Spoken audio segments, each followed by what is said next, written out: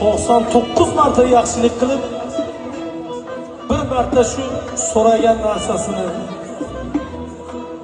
bermasang yoki yaxshilik qilmasang, bir marta, qarang, 99 marta yaxshilik qilyapsiz. Bir marta ishi tushgan payti balkim sizda yo'q. Shuni qila olmasangiz, siz yomonsiz. Bunaqalar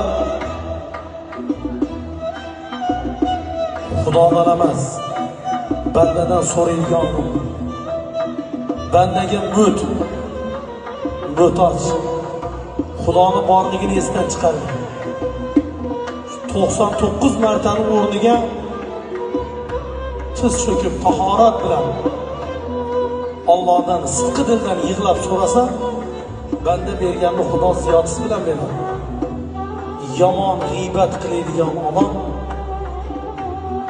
uni davosi yo'q.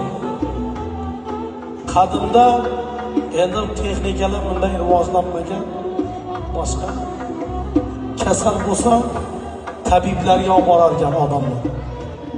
Giyoh bilan davolaydigan, ilm bilan, Qur'on bilan, hadislarga suyanib, giyohlarga, Allohga suyanib davolaydigan tabiblar bo'lgan.